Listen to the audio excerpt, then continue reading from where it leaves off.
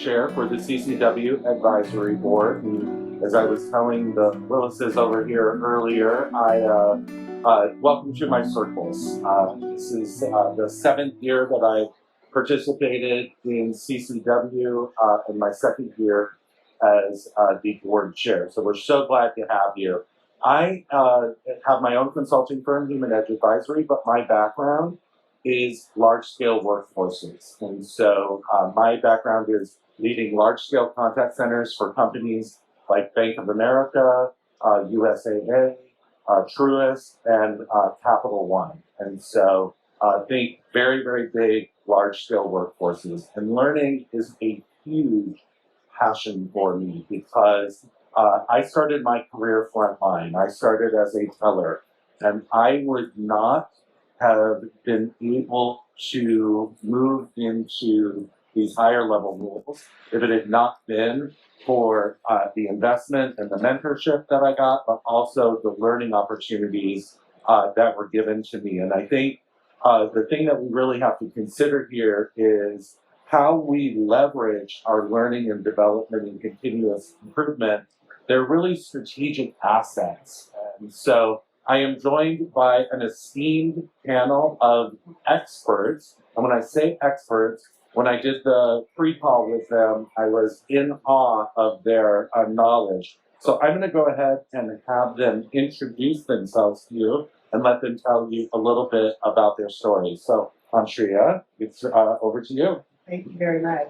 Yes, so my name is enablled. I am currently the division manager for Allied Health Academic Partnerships for HCA Healthcare.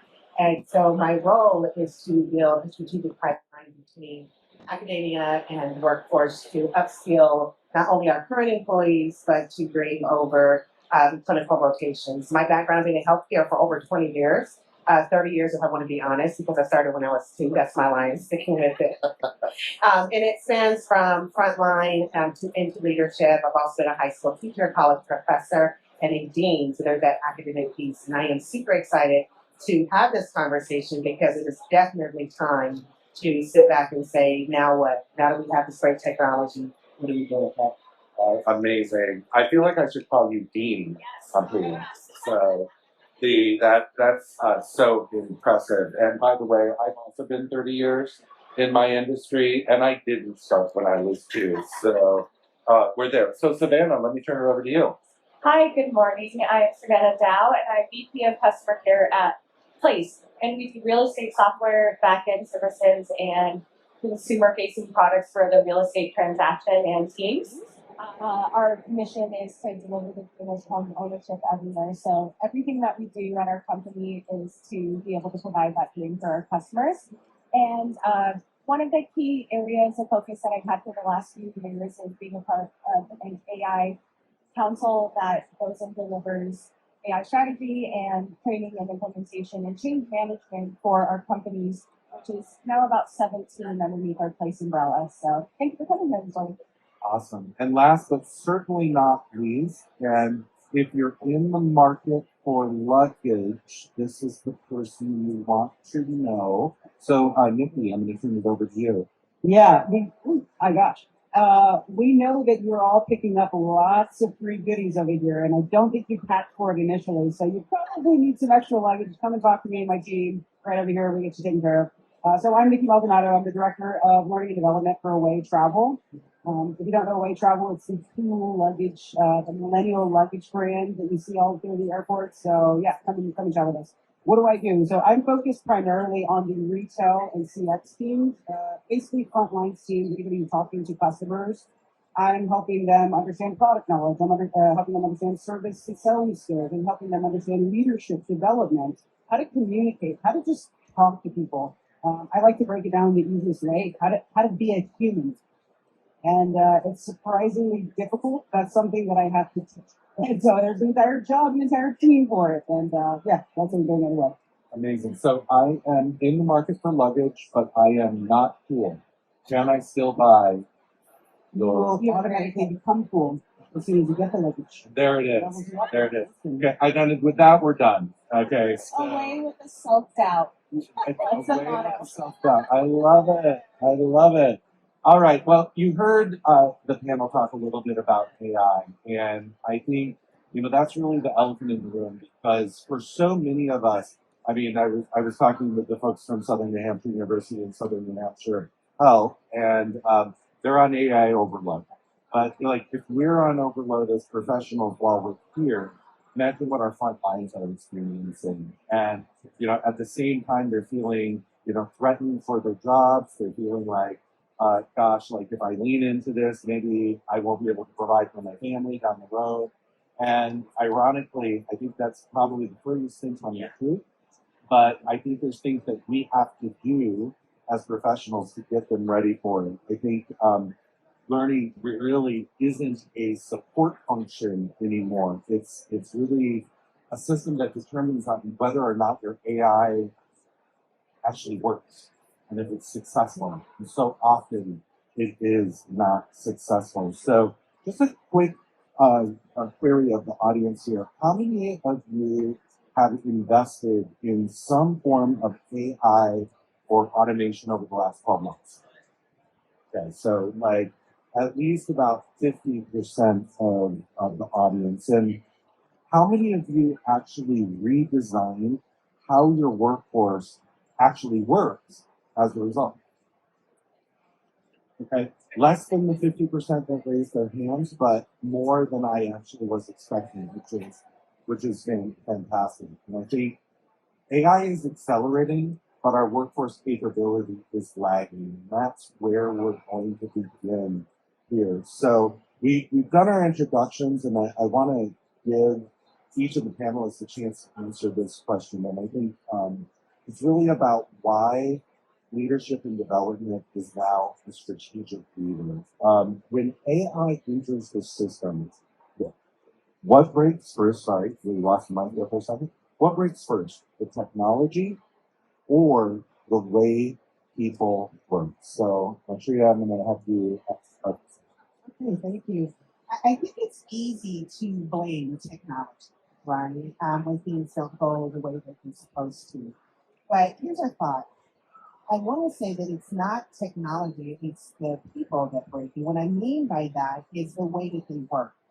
Technology just exposes what's already missing, right? When people don't fully understand what they're supposed to do, they don't know why you want them to do it the way that they do. They just kind of pull back. They're like, well, I'm not going to do that part of it. I can get away with it. And over time, that part of your workflow that's supposed to function is no longer there. And so that absence of it becomes the norm. When you introduce AI into that same workflow, it exposes it. And so we often say, well, it's not working. No, it's working the way that it's supposed to work. And so how do we make sure that we're closing that gap between AI exposing it and being comfortable about it and just learning how to work with it, collaborate with it, and you can have it as just part of your team, right? It's not going to replace, it's just going to help you work better and smarter. I think something that you said really struck me in. I know you didn't see her earlier today, but Tabitha Coffey, how many of you had a chance to see Tabitha speak earlier? Just a few of you. One of the things that she was challenging is, strangely enough, the word good. All right. And she was saying when we allow good to permeate how we feel about things, when something is good, it's permission for us to avoid what is possible. And what you said really resounded with me in that framework. And could you elaborate on that just a little bit around that? As you were talking about people kind of ignoring the prompt or, blowing over that. I think it gives the leadership an opportunity to say, okay, if this is being exposed because it's not being completed, then you need to go back to the initial training and figure out what did we miss. Oftentimes, you send someone to training and leaders expect, okay, they went to training, check that box, I expect execution. And the question isn't, did you complete the training class? The question is, how are you going to work differently now that you understand how this works? And I think that's what happens when AI is introduced into the workflows. It helps the leaders see that and then build action plans around that gap. So, Savannah, same question for you. What breaks first, the technology or the way people work? So I actually am thinking about this question a little bit different because I think what was unlocked with AI is the ability to see the gaps in our processes. So we had always thought we were this really agile company, like, if you see something, fix it. And we just always thought like we were just constantly improving things. But when we implemented AI and every single person had to think about the problem, can AI fix this? We all of a sudden realized, like, this is just a workflow that's been doing poorly or didn't have support for the last 3 years, and everyone's just been following this procedure and not think about it critically. And so I think what AI did was allowed us to think, like, can AI fix this? No, but like, do we have another way to fix this? Yes. And so sometimes it's not even just like an AI solution, it's just we need to think about the problem differently, and that's kind of unlocks that possibility for all of our people. And I think that now we're that agile company that we thought we were before. Yeah, I think that's a really good point. And there's so many unlocks that come with the introduction of AI, but there's also, what the opposite of unlock is the exposition, the exposing of things that, hey, they were always wrong and they were just under the surface. And now, by the way, what was happening one time every month is now happening 10,000 times in 5 minutes. So, if you see anything you want to add to that? Should I? You like? No, but I do think, we are a very tech forward company, but that can also be a blocker for you if you think that you don't need to continue to learn. And we have to constantly be looking at all of our technology and their advancements. We have lots of vendors here, and if you subscribe to any of these vendors, constantly be looking at what they're doing to like provide value to your employees. Because you can just say like, oh, we already have this solution and it's working for us, but they're not constantly learning about what they're doing also. So I think that like the speed of technology and the speed of the advancement with AI is also having to force us to do this continued development as well. And I love that you brought that up. And in fact, there are vendors in the audience here today that specialize in AI enablement for workforces. Like, how do they create the AI ready workforce of the future? So, Nikki, I'm going to turn that same question over to you. Where's the break? Yeah, I also think of this in a slightly different way. As if you were talking it, I don't know that we do a good enough job of understanding the problem to begin with before we slap technology onto that problem as a band-aid, and then we expect the technology to fix it, and then we realize, wait, what's going on? Why isn't this thing working? Well, what was the pre-work that we did to truly understand this problem? I also think that, I think so it's not necessarily that the technology is breaking or the people are breaking or anything like that. I think we're just very, very fast. I think this is the fastest that we've ever been at landing on a new program, a new software, a new implementation. Like we're just moving so quickly because we want it to help and to solve and to shift the way we're thinking, that we're not actually taking the time to understand what's going on with our teams to begin with. And then we have now paid a bunch of money.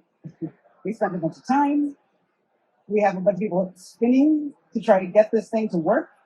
And it feels like it's creating more problems, but it's not necessarily. I guess we are left with more problems, but it's because we just didn't do we didn't front load on the work properly. So it's kind of like, it's not the effects of it after, it's what we're missing before. That's all of it. I feel like I should be clutching my pearls when you say, like, we would ever try to solve a problem without fully understanding it. Why would we do that? I mean, Who does that? Nobody, none of us do that, right? Nobody here has done that. Nobody, that didn't resonate with them. Never have I ever. So, it is Las Vegas after all. And so I hope you all have your own never have I ever moment. So I think, what really sticks with me is that the AI is changing the work faster than the organizations are actually investing in their workforces. And I think it has to work hand in hand. And I think that is so important. And that allows me to shift just a little bit to the workforce. And I think when we think about, maybe what made us successful when we started our careers, what's going to make somebody successful today is completely different. And Savannah, I'd love for you to think about what are the skills that actually matter now. We have three different pillars of skills that we look for. It doesn't matter your background when we're hiring. We look for being curious, and that's really important in the age of where we're at with technology. Like, is this answer I'm getting correct? Is how can I help this person? Like, what are they actually dealing with? And then we also look for communication. Because we're so agile, we need to know when things aren't working. We need to know how to make things better. We need to know what to do for our customers to make their experience great. And then the third one is empathy. And I don't think any of these things are new, but I think like skills are really easily accessible right now with AI and with technology. But you don't have those things at the core, and if you're not interviewing for those things, then you don't have the culture that you're looking for. So many of the mechanics that are out there, they can be provided by the machine. But at the end of the day, all of us are in some form of service, whether it's in healthcare, whether it's in travel, whether it's in housing. And empathy frequently is what's missing in the equation. So I love that you brought that up. Nikki, kind of the inverse to the question that I asked Savannah, these are the skills that she believes are like more important now, but there's probably some that are de-emphasized and less important. What are your thoughts on that? Yeah. So again, I have kind of just a different take on this. To the initial question that you asked, I think that these are skills that with everything you talked about, I think are very valuable skills, and they should be valuable now. I think that they're skills that we overlooked when we shouldn't have for a very long time. And now we're like, oh shoot, I think we need those things now. And it's something that we should have been working on for a very long time. I think to answer your question, Jack, is that I think that the skills that we need to, I guess, deprioritize are actually more of the hard skills, if you will, the systems-based skills, because that's the stuff that we should be leveraging the software and AI for. The stuff that a human doesn't, you don't need the empathy.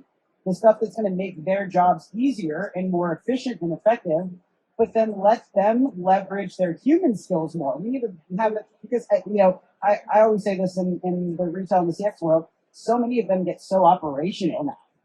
They're so operating. They love checklists. They love checking the box. They love it. I got done with this. 1, 2, 3, whatever.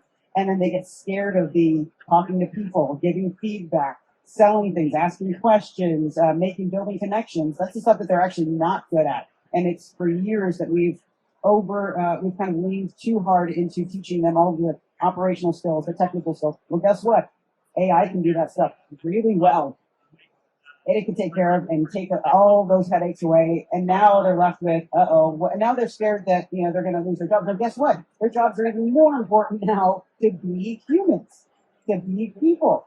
But they have to be really good at that. And it's hard and scary to do. So I think let's let the AI do the work that isn't as human, and let's be extra human.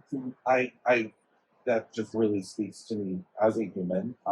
And I see. Shocker. But I think what's really interesting there is so many of the things that, in theory we learn on the playground, these are things that we learn, like, be nice to others, make your mama proud, do these things and, treat others with kindness. So often it's lost. And I think especially as we've seen some generation, we were talking about this earlier today. My niece told me that a period was passive aggressive when I sent her a text message this week, and that was a moment. And then as a Gen Xer, we're feral, and I told her I would show her exactly what passive aggressive was when I would stop payment on her graduation check. And so so like this clash of generations comes in at times, and it's interesting because some of the workers that have the most of those skills are some of the ones that maybe have struggled in the previous years. Yeah, absolutely. And actually, the other thing I want to say about that is, actually, my team and I were talking about this yesterday. I'm going to just use our example, right? Travel. We're in the world of travel. When somebody comes into our stores, or they're talking to our teams, our CX teams, and they're talking to, let's just hypothetically speaking, they're talking to AI. right? And AI is able to ask them questions and find the right product for them or whatever. But then when you have like a recommendation to make, let's say that they're going to Venice, and let's say that they're talking to AI, and AI goes, ah, yes, when I took my trip to Venice, I used the blah, blah, blah. And I went, no, you didn't. You are a robot, right? So, that's the stuff that we, like you said, those playground skills. I think that's like a great way to put that. Those are the moments that make us so special. And if we don't lean into those, that's it. We're toast. So, Can I Please. ask a question? Who here has read Will Guidera's Municipal Hospitality? Okay. That is like a must. I would, that's the one thing I would recommend from here. That is the kind of North Star that we have for our service.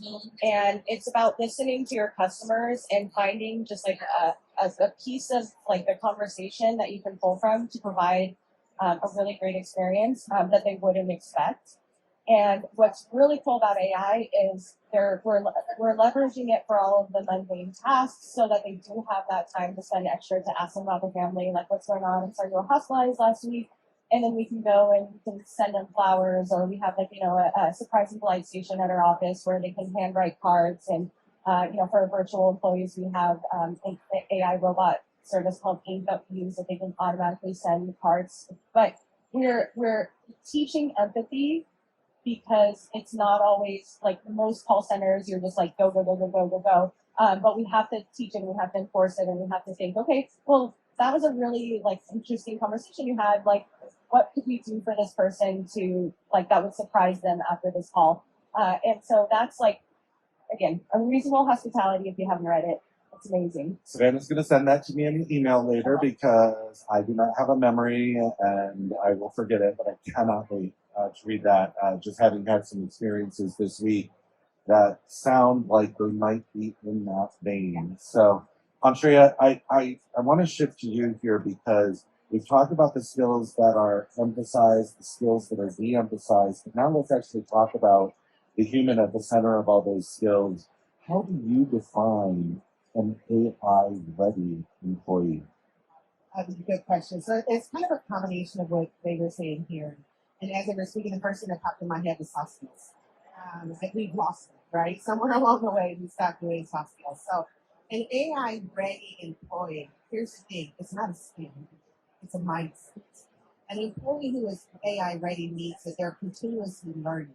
They're open to the concept of, I need to stay on top of my game and continue to learn because technology is going to change and it's going to continue to change.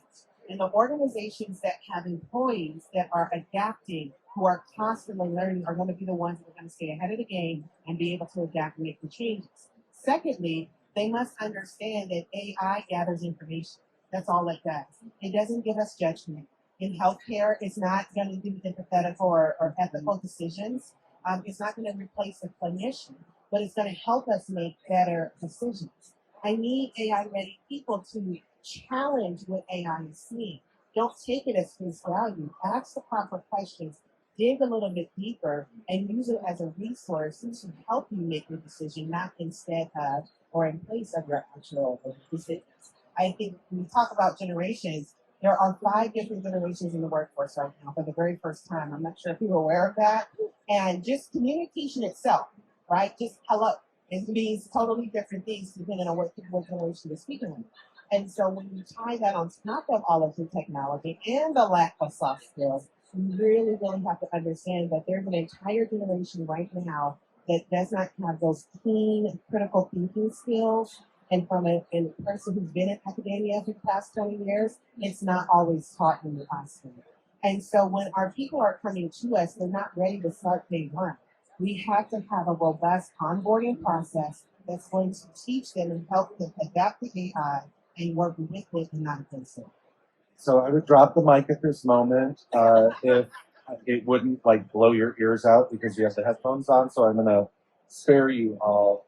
It's just mind blowing what you said. I think the awareness of the fact that we have 5 generations in the workforce and how we were all taught is completely different.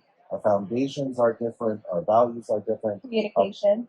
communication, our perceptions, our use of punctuation, according to my niece, another thing entirely. But let's shift from the workplace. Most training still happens outside of work, all right? But the real learning happens frequently inside of work. And so, Nikki, I'd love to ask you a question about how you are embedding learning into your day-to-day operations. Yeah, I mean, we just implemented a new learning management system, and when we were looking for this new system, part of the and new platform, part of what we were looking for was to make it enticing, to make it fun as it possibly can be. It's training, right? How much fun can you possibly have in training? So. I actually want to give a shout out to Leo. Leo is our program manager right here who's built this entire thing. If I had a screen, I would show this to you. It actually looks like something that you want to go to. Right now it's got the New York Knicks when you sign in there. I'm a Spurs fan, but Knicks in 5, sure. But you know, there's Toy Story with our new collab. Like, it looks so much fun. It's really, really nice. So I think we have gamification that we're building out in there. And we want people to shift to a true growth mindset. We want to use this platform to get people excited to want to grow. So that's the first step. And the second step is like shifting our philosophy, our kind of culture, and really helping people, like just reinforcing the value of growing and learning. And so the way that we do that is we talk a lot about transferable skills. You talked about inside and outside work. So we leverage this concept a lot, that everything that you're going to learn here, part of our EVP is you come to a way to leave better than you got here. And we want to build all of our programs to help you do that. So my philosophy is my training programs are going to make you better for your next job here in a way or somewhere else. But I want you to take advantage of it. And a lot of other places aren't going to spend the time, the money, the resources on doing that. And that gets people really excited. That actually shows them like, well, you actually care? You care about my life? I always tell people, when you learn feedback, guess what? That's going to make you better in your relationship at home, in your friendships, your family, all of that. So take these skills and use them in transfer. But of course, you're going to use them here. It's like Jedi mind tricks. So that's what I can help. I agree. We also do something similar where we have very regular leadership trainings, and everyone in our company is invited to join those because everyone in our company is considered a leader. But another thing that when I first started, so I've been with my company for 9 years, and we have this wealth series that we do, and we talk about finances, we talk about wealth building, we talk about taxes. It's just things where we had to sit down and talk about what is our retirement going to look like? How much do you need to retire with? Or how much you need to retire. And when I first started, I was like, I don't even have a savings account right now. Guys, this is so uncomfortable for me. But the more that I took that, the more it helped me with that personal side. But I realized that our company cared about us as people and that we wanted to be strong individuals. And it's a retention tool as well, because if I'm learning things outside of my role, then I am becoming a better person, but I'm also being able to contribute more to my company. I think that's a really good point, and it's interesting because going back to the generational point, the foundation that we're operating with is very different. Like when I've been in banking for 30 plus years.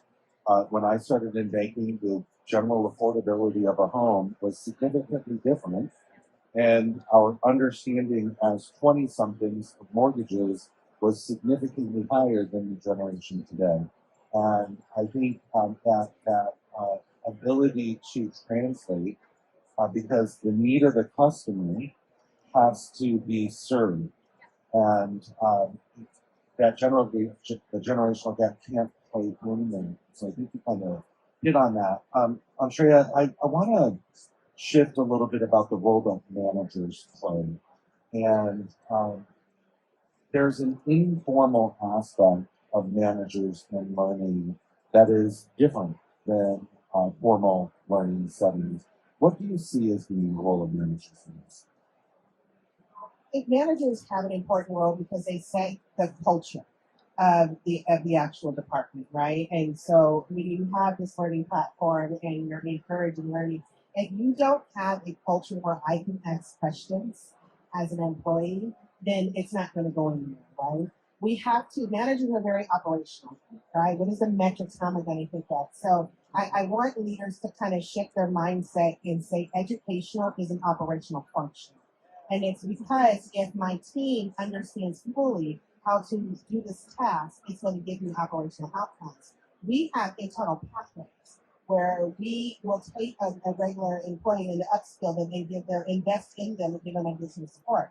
However, if we give them these credentials, the question is, what is the leader going to do with that? Are you going to promote that, right? Meaning that the education is just the beginning of the journey. The leader, the manager, gives the ability for that learning to become action, to become performance, and so they can hinder it or they can grow it. And it starts with our mindset and just kind of changing. When we think about workforce development as an educational asset to our operational function, we ask ourselves, how many students came into our program, not just to graduate them out, but now ask how many transitioned out of this role into this role. Secondly, did they stay, right? And the next, are they performing? We gave them the hands-on experience, the real-life scenarios, and the didactic information. Are they performing in a way that is going to hit our outcomes on the operational side? And so when the leaders change from it just being education as something separate and that it impacts my operations, then it changes the mentality of the culture. Looking for a pen to write down didactic so I can look up the meaning of it later. Michigan State University, 1993. Thank you. I want to ask you a curveball question here that's not on the script, and there's just something that you said that sticks with me. Are the managers ready for this? No. So I don't know if anyone had an opportunity to attend my class earlier on Making Edge. We have this huge deficit where we were talking about earlier how technology is changing, and we said the organizations that are going to be successful are the ones who can keep up. And so if we flip that coin over, I challenge you to ask your leaders, have you changed? Have you changed your leadership style to match the 5 different generations that we have in the organization right now? To match the technology that's happening. I don't think we have generally, because those of us who have been leaders for a very long time, I told you 20 plus, we learned how to be leaders in a stable environment when change came in waves and not this massive collision that is happening right now. And by the time we all get back to the office, we're being introduced to another change, right? And so it's really just kind of wrapping your head around this continuous learning cycle and really understanding that we have to start with our leaders or everything else is going to fail. I actually want to jump in there because I think even one step before that, to answer your question, most leaders were not even ready to be leaders when they got promoted to those leadership positions.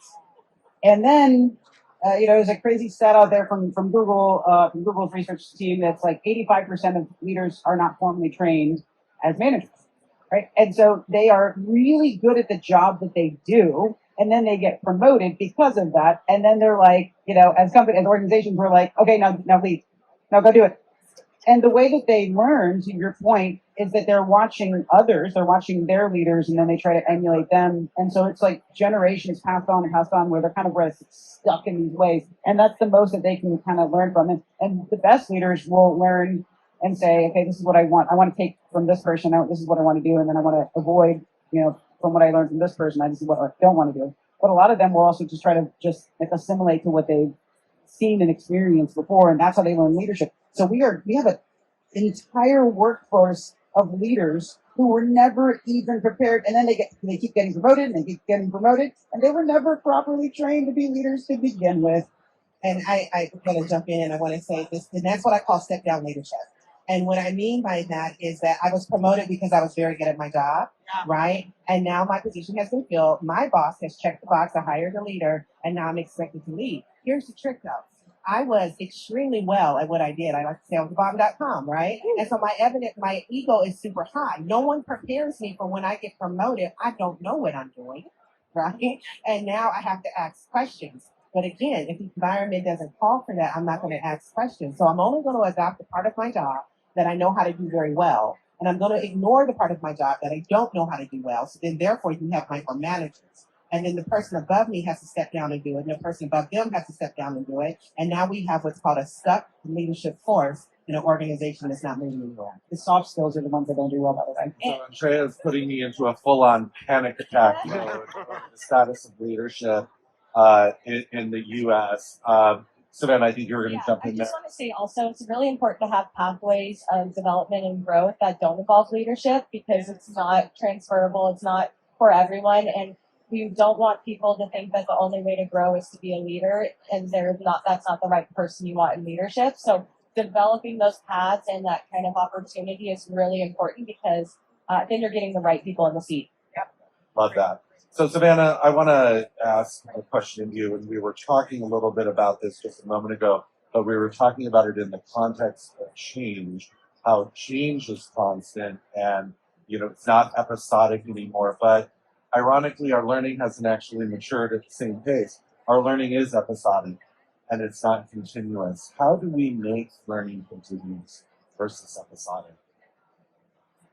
I don't think we're doing it completely well at this point, but we're constantly learning from it. It's a culture change, and if you take AI for example, it's something that we repeat every single time we are solving a problem. When we're in a meeting, when we have workshops around AI, we're making sure everyone knows that it's their responsibility, it's their onus of them to use it for their business.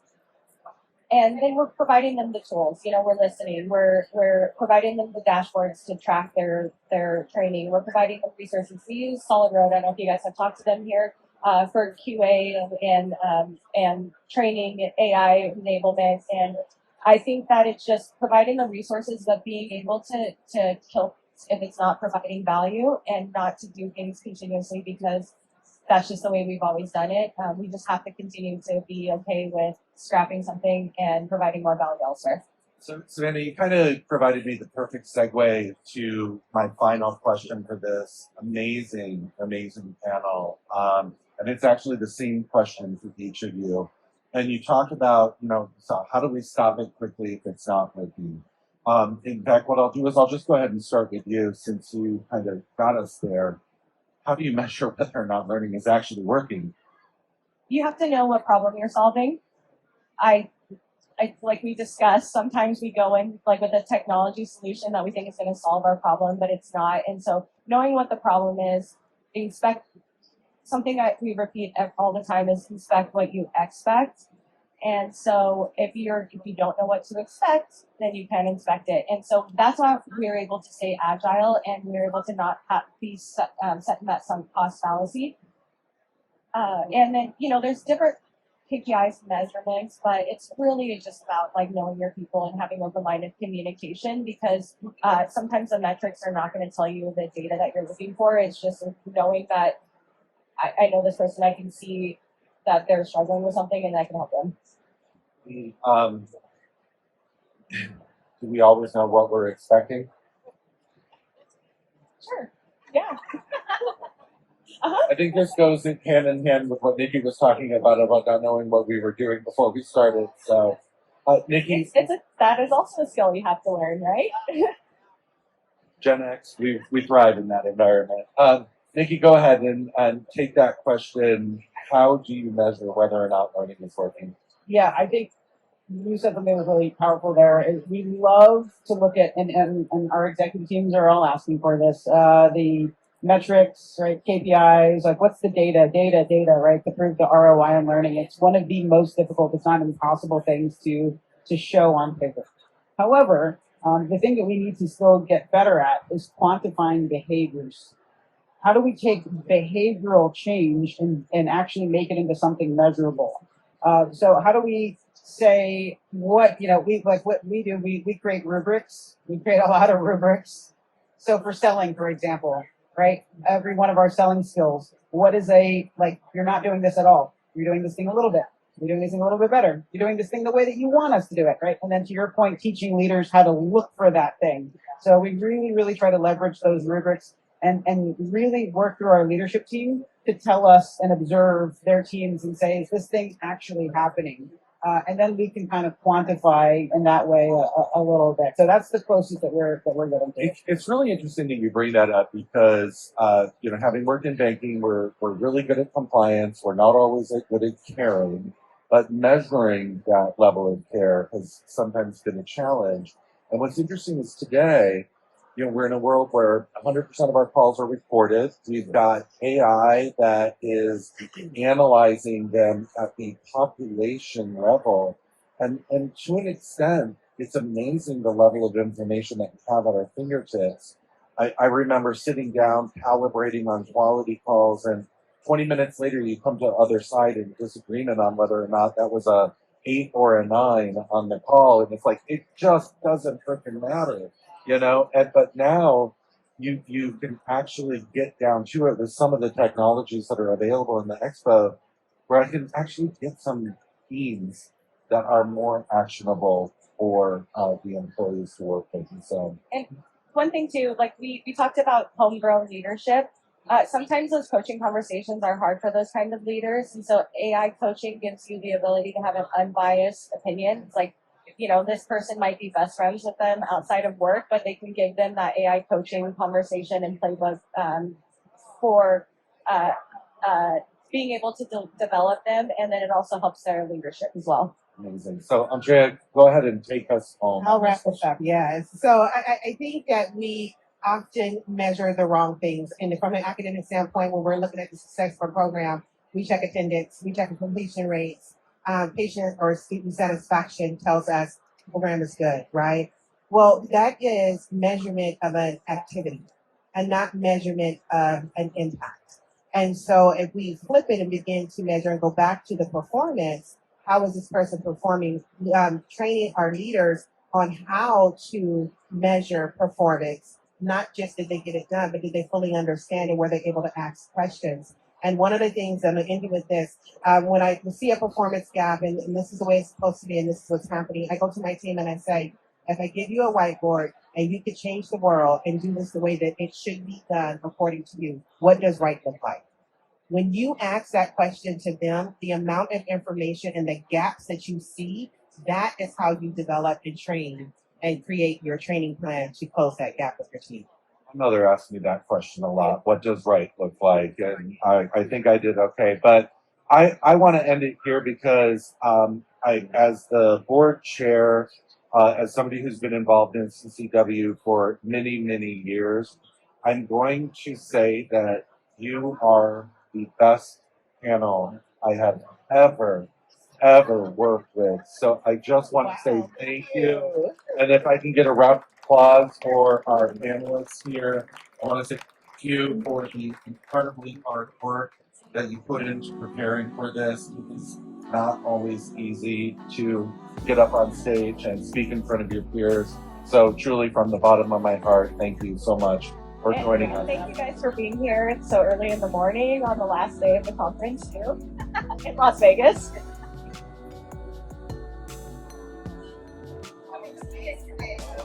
Okay, there we go. We've got a request. So, thank you, everybody. I hope you enjoy the rest of the day. Thank you.